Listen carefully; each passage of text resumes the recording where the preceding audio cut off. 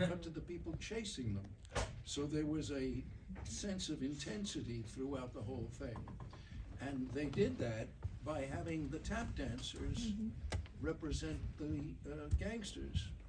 And they introduced the tap dancing at various points in between numbers and in between scenes, so you had a sense of forward movement all the time.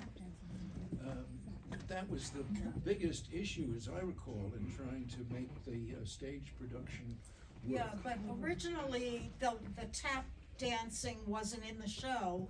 Originally, a singer by the name of Johnny Desmond was playing the gangster.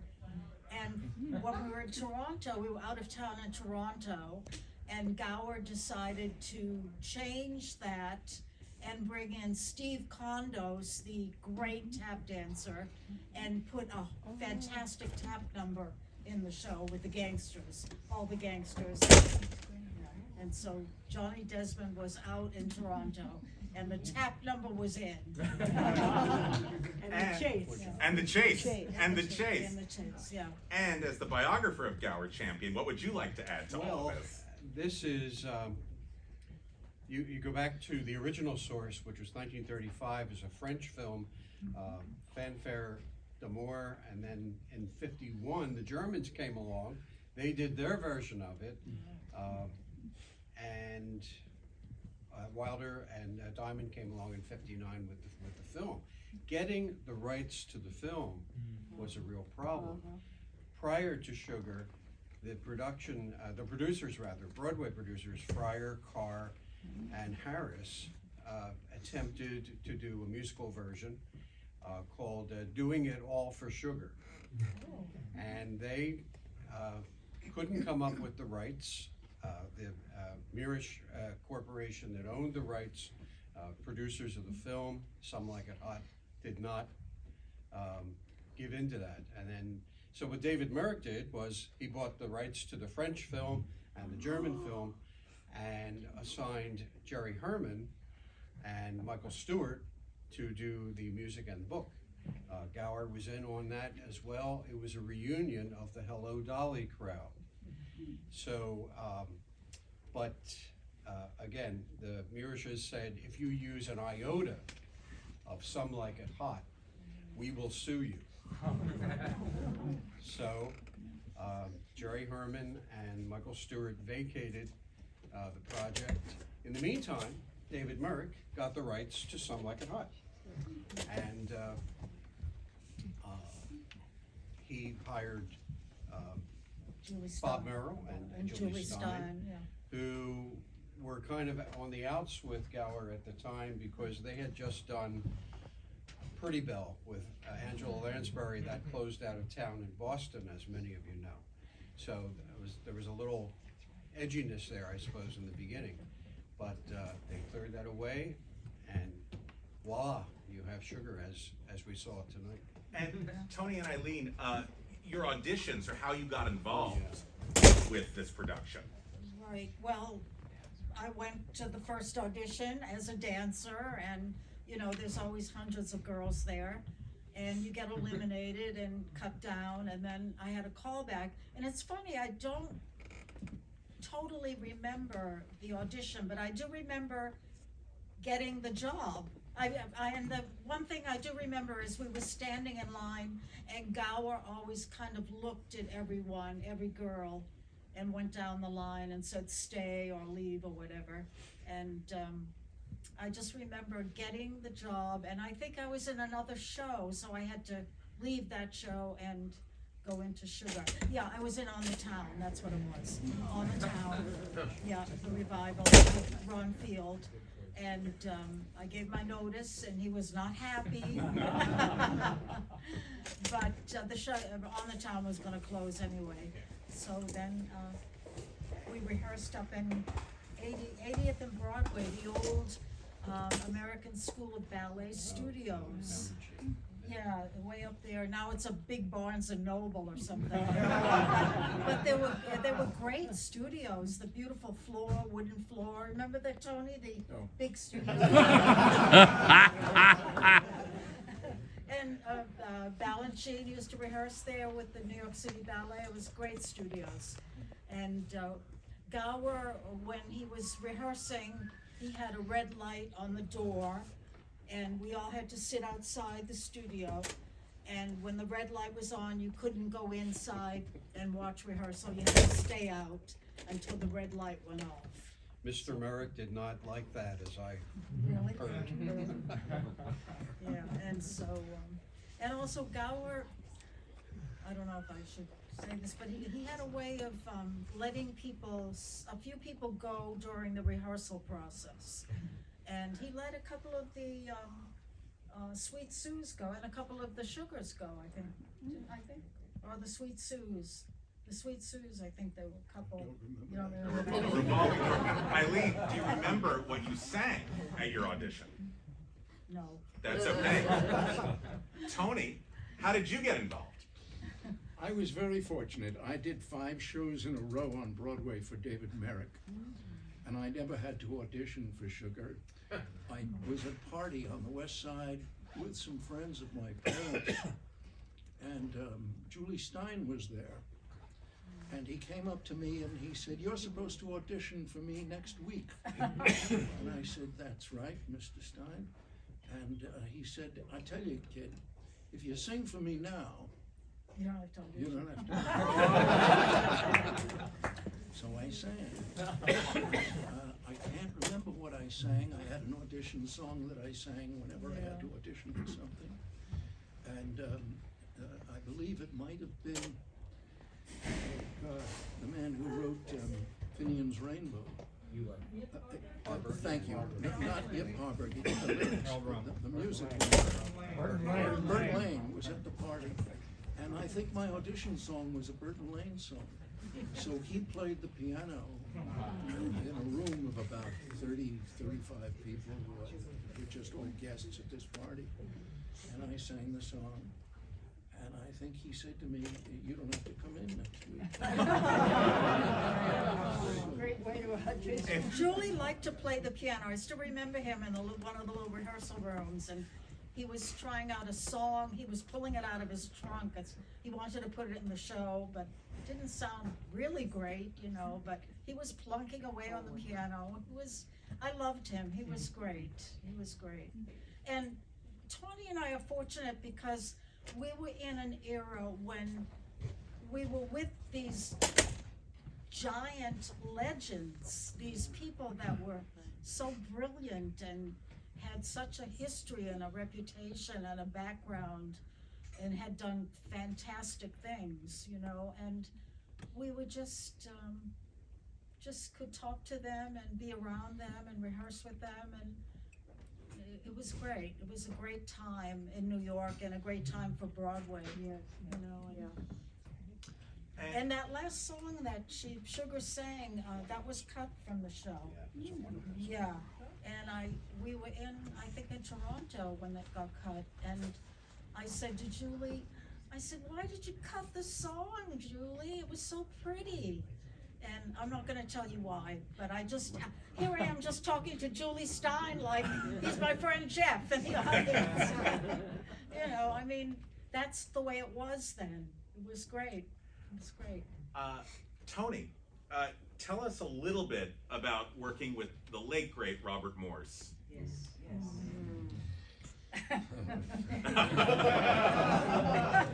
We had a very good relationship, and we enjoyed each other's company, and we enjoyed each other and respected each other on the stage. Bobby had his own rules at times, and he'd earned them. He was way, way, way ahead of me, and won a Tony Award already, I believe, for How to How to Succeed, which I had auditioned for and not gotten. I didn't audition against him. I auditioned to go on the road company, and I didn't get it. And the excuse was that I was too tall. You were either too tall or too short, too old or too young or too something.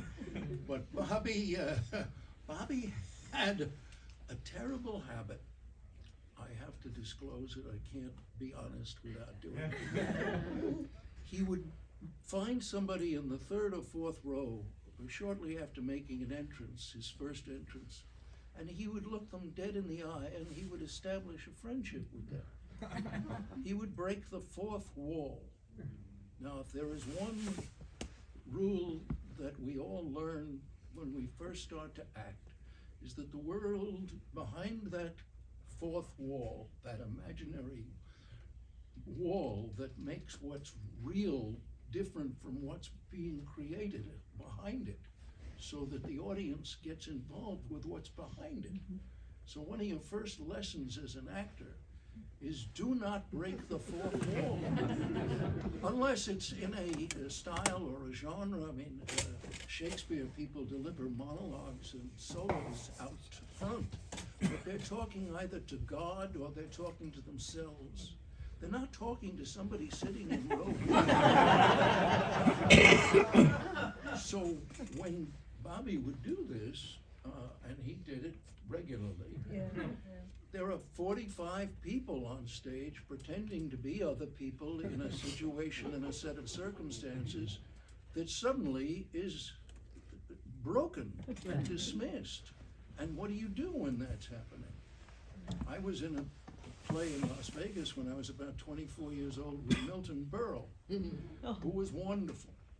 And at one point, part of his shtick was to break up another actor. To really break them up on stage. I mean, they had a scene together, but Milton would make faces and do things, and the other actor would collapse with laughing. You know? And the audience loved that. And I said to Milton one day, I said, Milton, you know, I'm on the stage when this is happening. And I said, what do you think I should do?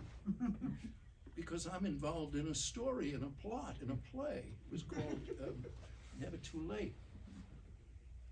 And he said, I understand your question, and it's a good question. He said, and I see your problem, your issue. You can't become a part of this joke going on over here without compromising your character and the whole credibility of this play. So he said, the best thing you could do is to turn up stage. Which was a great idea, and I did. And so I was sort of absent from this game going on over here between Milton and the audience and this other character actor who was laughing. And I was kind of excused to step out of it for a moment, not to leave the stage, but to turn up stage so that I was unreadable. And I thought that was very good advice. But Bobby was known for communicating almost directly with somebody, and the audience loved it and loved him for it. And he was never criticized for it by Gower or by David Merrick. They just let it go. But he was always good. He was always kind, and we got along very well together.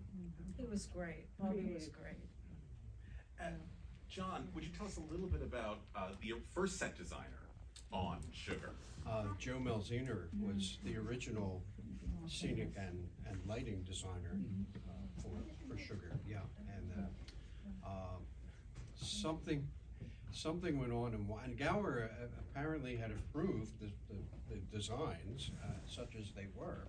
And anyone who knows Joe Melziner's work knows South Pacific and Gypsy and Death of a Salesman. You know, he was I like. did a bomb called Mata Howard. Whoa! Him, a writer, you must know, yeah. And Joe Melziner did the sets. He was brilliant. Yeah. But the story, as Sheila Smith told it to me, she said we opened in Washington, and the train set was brown. Everything was brown, and if you know the Opera House and the Kennedy Center, everything is red. So it was red. Mr. Merrick's favorite color was red, but not on this occasion, because it was overpowering, apparently. And you, Tony and Eileen, you know more about that, I guess, than I do. Well, yeah, I don't remember that exactly, but. Robin Wagner came in. Robin Wagner came and in. he Yeah. redid the sets and used the floor plans that Joe Melziner had done already, so that the cast would not be having to adjust at the last minute. There was a huge adjustment because there were two trains. There were a lot of scenes on a train, in a compartment where the two lead characters were bedded together, and there were other people going through trains. And eventually there was dancing on top of the train, which frightened many of the dancers because it was high up and there was no net and you were doing things. So this was a big challenge. And there were so many rewrites. There were so many different versions of the first 20 minutes of this show. And I think, if I'm not mistaken, that a lot of them were written by Neil Simon. Incognito. David Merrick had a very clever design in which he planned for disaster. And he had a shadow group working on the text and on the songs and on everything. Nobody knew about at the time, but they were called upon when the critics came out of town and said, this isn't good, or this isn't working, or this is dull, or whatever it is. He already had guys writing songs and writing lyrics and writing book scenes. So there were so many different adjustments made that watching this tonight was not familiar to me. I was thinking the same thing. I said, I don't remember that. Well, they also did something in this production which I didn't realize until the gentleman sitting next to me told me that I was right. It was Joe who was the saxophone player in the original. So without knowing that to be true, I was confused 5 minutes into this. Wait a minute, I didn't carry that bass. Bobby carried the bass, and it was funny because the bass was so big and Bobby was short. It was a cute idea. But they didn't choose to do it that way here. So be that as it may, Our Jerry plays sax, so. Really? That's good. But now, because I've hogged up enough of their time, I'm going to send it to you. What questions do you have for this lovely group of individuals? So many hands going up. I saw this gentleman first, and then we'll go this way. Yeah. Because I had also read about the Melziner and Robin Wagner, and I'm glad to hear that you did the same floor plan. But when did it happen between the last performance in Toronto and the first performance in whatever the next city was, that the sets magically were different? It happened next to the Schubert Theater in Boston. There's a hotel, a very famous hotel. The Bradford, yeah. And I think you were in the ballroom of the Bradford Hotel. They had set up a mock-up of the new train. And they worked with it there. That's right. If I'm not mistaken. No, I think you're And right. we put a new dance number in too, with the white gowns and everything and dancing together. Yeah. Well, but does that mean Boston? You weren't in the. Does that mean Boston had both sets? They used one set on stage, and the new train set on stage, and then the old train set was being used when they were constructing the new one. And the new one came in on the next city. It came in New York, if I'm not mistaken. No, I don't. No, we were doing. You were doing it. You had it in Boston. We had it. We didn't have it before Boston. No. So wherever we I opened can't it. imagine Gower approving a brown train. There's nothing brown about Gower Champion. In Mata Hari, Joe Melzina designed this gorgeous Swiss chalet that you could live in. I mean, he was really brilliant, but for Sugar, I can't imagine him approving a brown train. And you had a very long out-of-town tryout. Yes. You were 3 weeks in Washington, and then you went up to Toronto for like 2 weeks there. Then we went to Philadelphia, and then we went to Boston. And then you went to Boston. Yeah, because they kept changing things, Yes, ma'am. I just wanted to introduce Suzanne Merrill. This is Bob Merrill's widow. Suzanne! Hi, everybody. Thanks for coming. Thank you. We're so honored you're here. Thank you. It's a beautiful production. I'm so honored you came. Fabulous. Oh, Suzanne. Really. I think it was quite grueling for Bob, the out-of-town tryouts and the changes and the rewrites. Yeah. Quite grueling. And I met him after it had opened, about within a year. he was exhausted, still exhausted, and knew that David Merrick had other writers, composers, lyricists stashed in different hotels, Yes. preparing material to go in, Tell because he what didn't songs trust. Bob wrote for Dolly. Tell him what songs Bob Just so you wrote. can hear in the back, she's saying that Bob Merrill was aware there were other composers and lyricists in other hotel rooms working to replace his work. That's gotta be a blow to the ego, You yeah. go paranoid. Because Paranoid. you know others are waiting, and David Merrick will cut you off. But of course, they had a great relationship, David Merrick and Bob, Oh. basically. Basically being the key word. It calls to mind something that happened during a performance that it was the most shocking thing that I ever experienced. I think it was a matinee. I started to sing, I sang the song, It's Always Love, which the gentleman who sang it today did beautifully. Beautifully.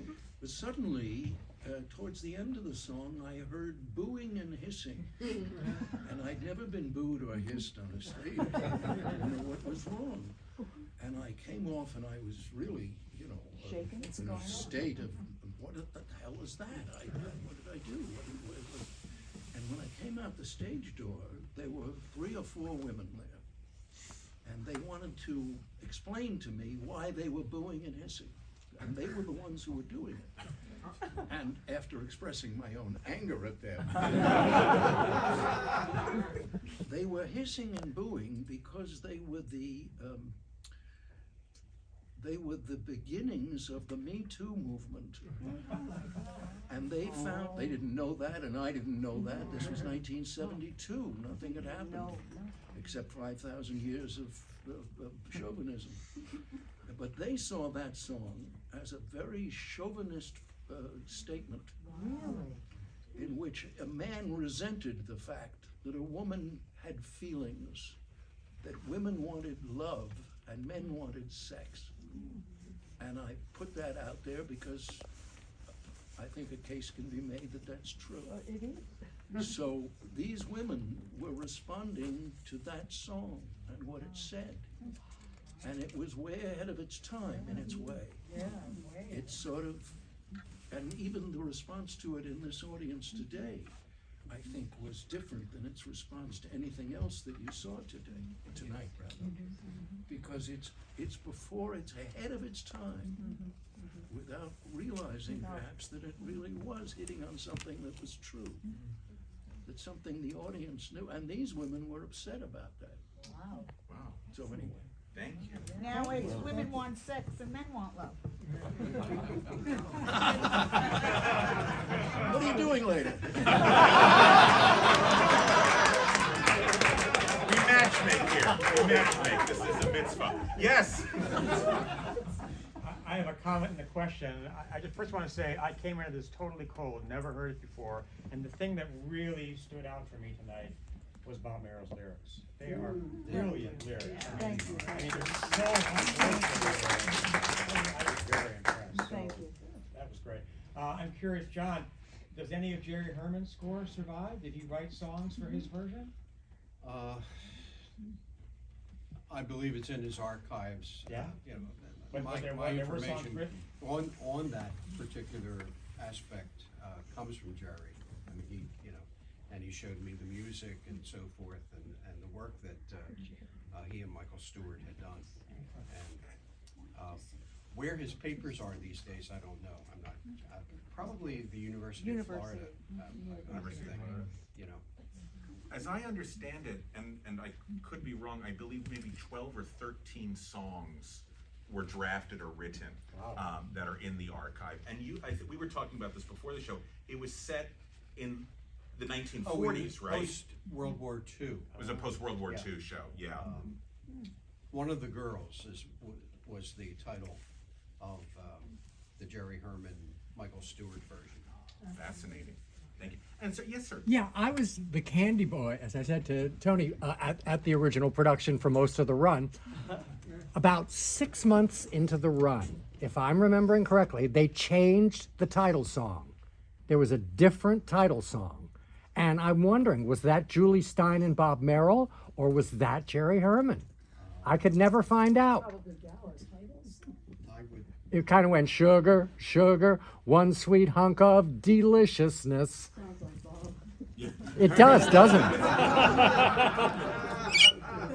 Gower, we often say to a composer, this number isn't working, we need something with the same idea, the same theme. Can you work something else? And they would. Oh, yeah. But who wrote that song? That I can't tell. Oh, well. You think? I don't remember that song. I don't remember that And song I was in either. that show, I think. Absolutely. Suzanne, I think is. I was gonna out offer front watching it clarification. every night, getting ready to sell Sundew. It happened. Take it away, Suzanne. I just think that from what I remember of Bob working, I remember if something wasn't working or if somebody didn't like it or coughed or he would immediately rewrite. Really? Immediately. Yeah. He'd have a fresh song, a fresh idea, he'd keep rewriting. Wow. If there was ever a problem, Oh my he would do gosh. it himself or he and Julie would run and do it. But remember, he didn't play the piano. No, he didn't play the piano. And he wasn't a piano. He couldn't play anything. Which is Wow. He amazing. could, Except our heartstrings. thank you. Yeah. He had the words, and he could handwrite the words, and then he would sing to musical secretary, piano player. Oh, So then the interesting. piano player would write the notes on the lead sheet, what they would hear from Bob. Ah, that's When he fascinating. worked with Julie, of course, could, Yeah, play so around. they- Okay. yeah. Amazing. Thank you for that clarification. Yes. Hi. Because they were trying to capitalize on the popularity of the movie, why was the title changed to Sugar? Do you know? Couldn't get the- Why was the title Why was changed? the title They changed? Did they get the probably rights couldn't to get it? Because that's what everybody Well, did in those days. They Exactly. apparently started on it before they got the rights, so they weren't allowed to use the title. This thing, I'm sorry, but this thing now that's so popular that they don't dare change the name of the musical because you want people to have that recognition. But then this was, there was Promises, and Carnival, and so many movies where they did change the title. Hazel Hill, you Flag, darling. Hill, you darling, right? I have to throw in something completely crazy, but I was in the Beverly Hills Hotel at some point, 4 or 5 years after Sugar closed on Broadway, and I went to take a steam bath in the hotel steam room. And there was only one person in the steam room at the time that I came in, and of course everybody has a towel on in there. And I look over and it's Tony Curtis. I never met Tony Curtis, and I don't think he knew who I was, certainly, but I sat there for about 5 minutes and stared straight ahead, sitting there, and I said, Mr. Curtis, I'm sorry to have to talk to you, but I must. I said, you and I are the only two people in the world who ever played Joe and Josephine. And he was puzzled for a moment, and then he got it, and he was very polite and very nice. I think he thought I was going to come on to him.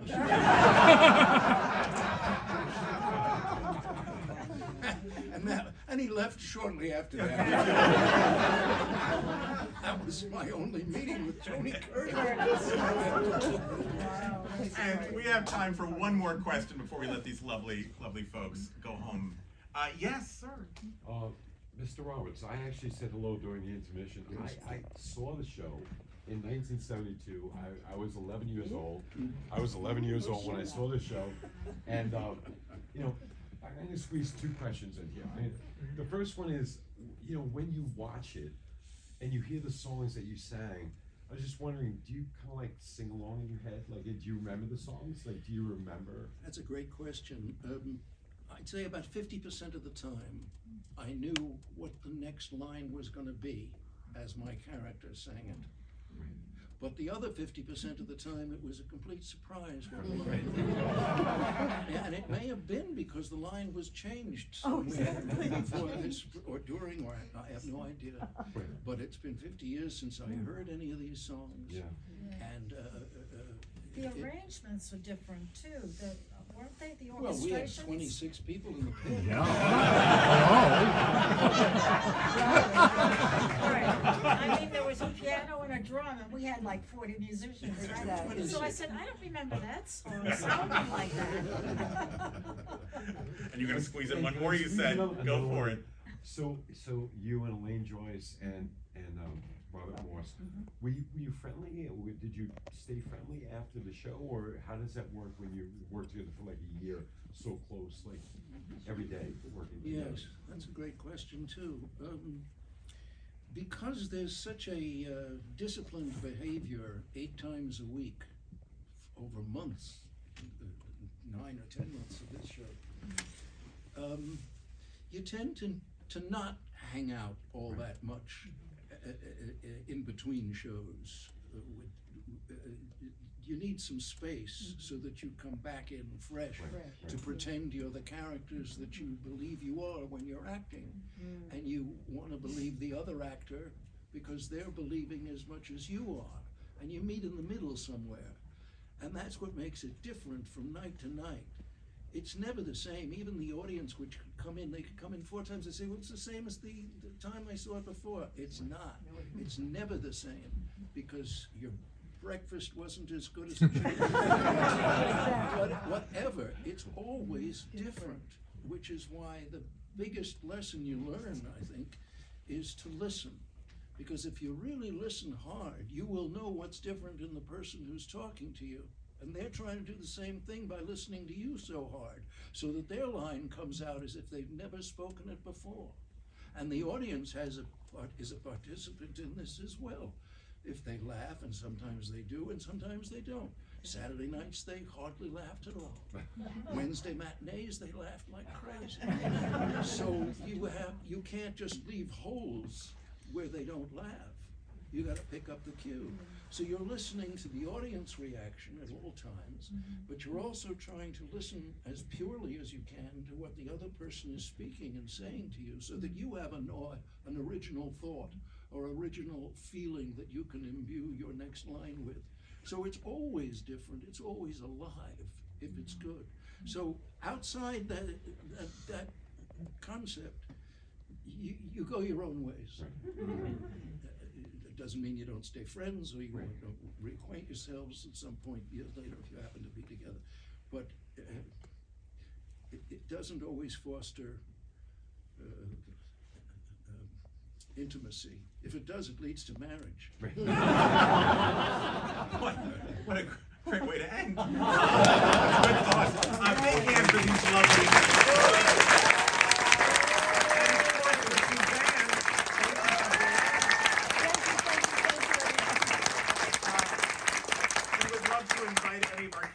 That are still here up on stage for a group photo with them.